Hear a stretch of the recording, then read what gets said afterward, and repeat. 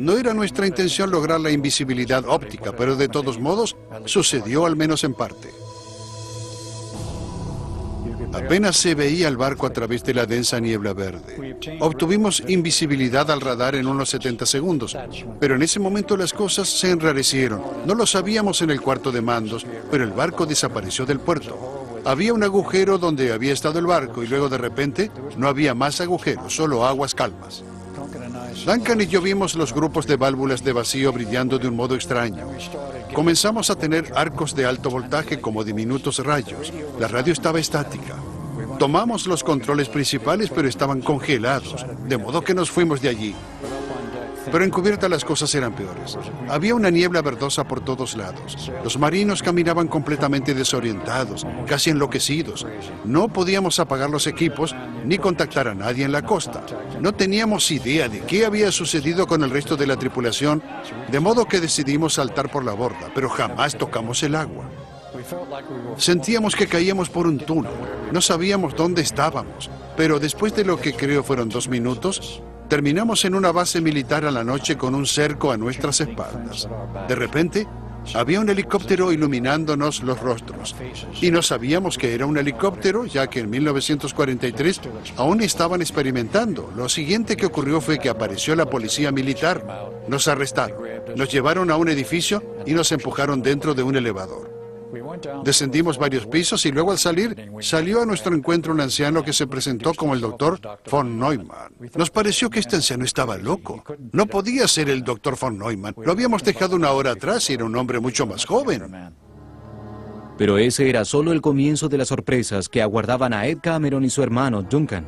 El hombre que se presentó como von Neumann les informó que no estaban en Filadelfia en 1943, sino en Montauk, Long Island, y el año era 1983. Luego pasó a enseñarles algunas maravillas tecnológicas insospechadas para 1943. Ese era, les dijo, el hogar del proyecto Fénix. El Eldridge se hallaba en el hiperespacio y la burbuja hiperespacial estaba creciendo. Von Neumann dijo que tendríamos que regresar al Eldridge y destruir los mandos para apagarlos. Nos dijo también que tenían completo control sobre todo y que podían enviarnos a cualquier tiempo y lugar. Nos colocaron en este túnel del tiempo y regresamos al Eldridge. Tomamos hachas, comenzamos a romper los equipos. Finalmente comenzó a apagarse y regresamos al punto de partida en el puerto. Fue entonces cuando se hizo evidente para todos el horror. Para algunos de los hombres, la experiencia simplemente había sido motivo de una gran tensión. Otros murieron de ataques cardíacos o quién sabe qué. Otros estaban completamente desorientados, sin saber dónde estaban o dónde habían estado. Pero lo más horrible de todo fue que otros, como nuestro hermano menor Jimmy, estaban enterrados en la cubierta y el mamparo de acero.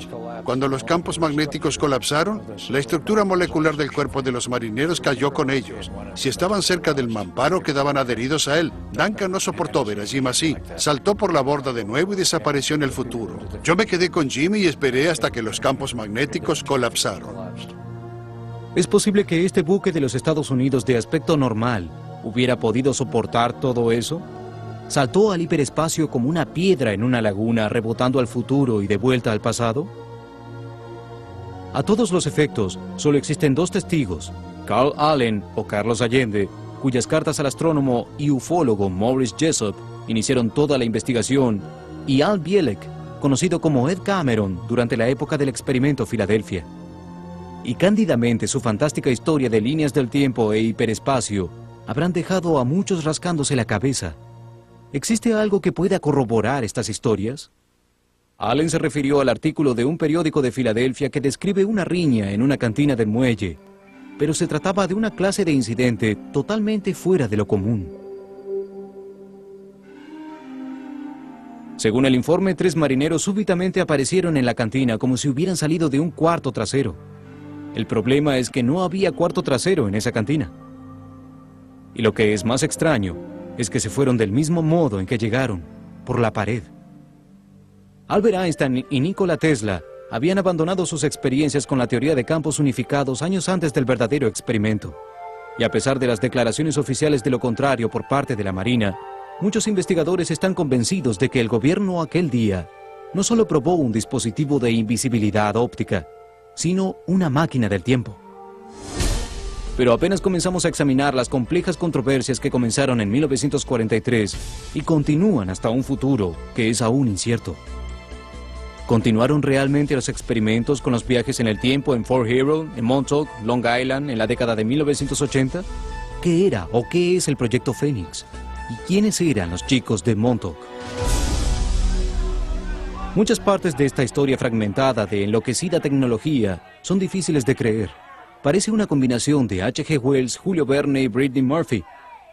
Pero la historia está plagada de nombres, lugares y fechas que pueden someterse a la verificación. Y una cantidad de investigadores serios dedicaron una gran cantidad de tiempo y dinero a hacerlo. Y como cabría de esperar, la Marina no fue precisamente una buena colaboradora.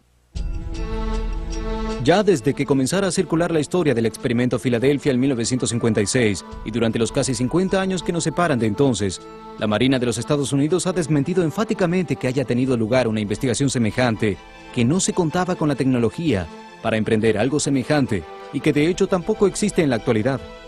Tal vez deberíamos hacer una pausa por unos momentos para recuperar el aliento. Una historia que comenzó con 2 cartas dirigidas a un astrónomo que promovía la teoría del campo unificado de Einstein, se convirtió en una especie de leyenda urbana que tiene que ver con el viaje en el tiempo. Repasemos todo de cerca y veamos exactamente cuánto sabemos. Carl Allen no fue testigo directo de la teleportación porque dijo haber leído sobre ella en un periódico de Filadelfia algunos años antes. Y hemos de notar que hasta el momento de su muerte, Carl Allen nunca vaciló en su historia. También sabemos que hay una base cerrada de algún tiempo en Fort Hero, en Montauk, Long Island. De hecho, todavía sigue allí. Lo que vemos es apenas la punta del iceberg. En la actualidad, bajo la base de Montauk, existe una gran base subterránea. Se extiende a través de kilómetros, tal vez unos 7. Nos llevaría entre 15 y 20 minutos recorrerla de un extremo a otro en un carro de golf. La tecnología informática que teníamos en Montauk era la más veloz en el mundo a mediados de los 70. Teníamos Cray 1 y 2, que eran las computadoras más veloces que se habían hecho hasta ese momento. Hay otras personas que dicen haber trabajado en Montauk en ese proyecto. Stuart Swerdlow dice haber sido llevado en repetidas oportunidades a la base entre los 14 y los 27 años. Debido a mis antecedentes genéticos y mi historia familiar, fui llevado para participar en el proyecto a muy corta edad y en una etapa temprana. Inicialmente creí que quienes controlaban todo eran extraterrestres. No obstante, más tarde descubrí que eran militares disfrazados de extraterrestres los que manipulaban todo.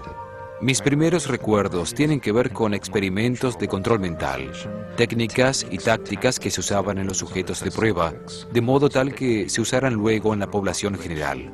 Más tarde pasaron a investigaciones genéticas y finalmente a experimentos de viaje en el tiempo. También sabemos que el gobierno no confirmó nada de esto. Por el contrario, negó enfáticamente que ningún experimento, prueba ni investigaciones tuvieran lugar en Filadelfia en 1943 ni en Montauk en ningún momento. Pero testimonios independientes continúan sugiriendo que algo fuera de lo común tuvo lugar. Cuando me convocaron al verdadero proyecto en 1968, me informaron que el proyecto era una continuación del experimento Filadelfia. Me dieron el informe final del experimento Filadelfia para releerlo, y en la lista figuraban los hermanos Cameron, Ed y Duncan Cameron, como oficiales de enlace dentro de la Marina. ¿Es posible que haya algo de verdad en esta historia después de todo? Las evidencias son circunstanciales, pero ¿sirven para justificar mayores investigaciones?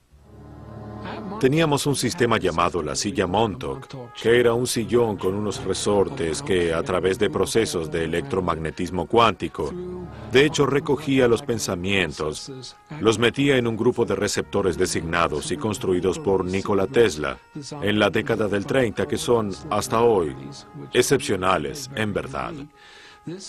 Luego se digitalizaba y se ingresaba a un sistema informático donde los pensamientos se decodificaban y se leían. y desde allí pasaban al transmisor de radar, a la torre de radar. Eran enviados al trasfondo electromagnético para afectar los pensamientos de otras personas. No es descabellado porque hoy la Fuerza Aérea utiliza movimientos de cabeza o de ojo, lecturas de electroencefalograma, con el objetivo de controlar el vuelo de algunos de los aviones que en realidad son los más avanzados. La tecnología del proyecto Montauk creó portales en tiempo y espacio a través de los que viajaba la gente. Inicialmente, los sujetos de prueba eran considerados descartables y muchos de ellos se perdieron. Después se creó un grupo nuclear conocido como los chicos de Montauk. Viajaban por el tiempo y el espacio sin esfuerzo. No obstante, la tragedia fue que menos de un 1% de ellos sobrevivió a los experimentos.